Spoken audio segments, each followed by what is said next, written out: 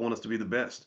And really, what I find is the same inspiration that a young person has when he wants to win the state championship or wants to be great at football or basketball. That same energy is exactly what drives him to want to be good when it comes to financial stuff, because that really is how you win in America. That's how you gain power, success, privilege, recognition, whatever it is that people are seeking.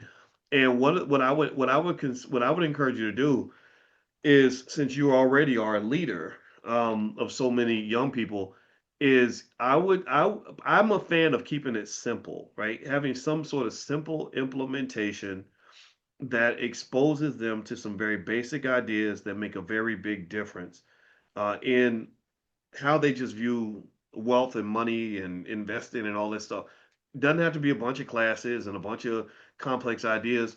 Like when I wrote the Ten Commandments of Black Economic Power, my goal was not to give somebody a really complicated encyclopedia. I said, what are some simple things you could do that would transform generational wealth for any family that applies even 50% of this information, right?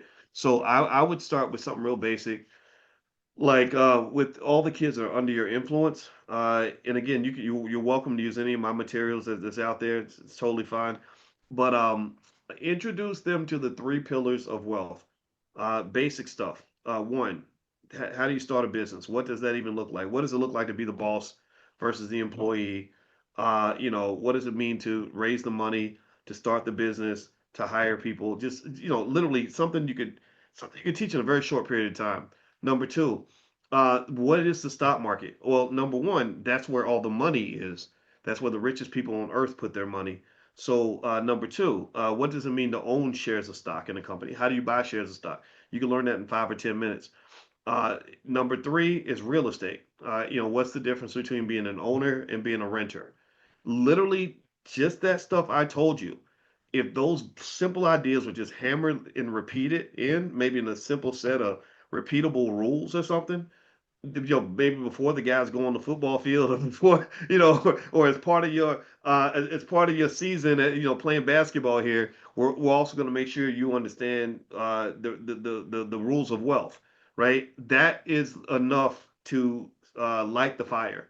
You don't have to do all the work. You don't have to teach them everything they need to know. You just need to point them in the right direction, and then their own instinct is going to push them further in that direction, right? So I would come up with something that's super simple. Maybe you could be something with the flashcards. It could be something with the workbooks. It doesn't have to be that complicated. Literally, the three pillars of wealth: stock market investing, real estate investing, entrepreneurship. Those are the three ways people make money. The way people don't usually build a lot of wealth is getting a job. Jobs are fine.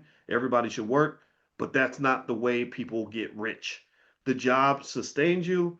The wealth is what elevates you, right? So I would try something like that, and I'm more than happy to lend what we have, or if you ever want me to talk to your kids or something, you bring them all together, something, pop me on the Zoom. Since you're in here and you know Chanel, just set up with Chanel, and I'd be happy to do it.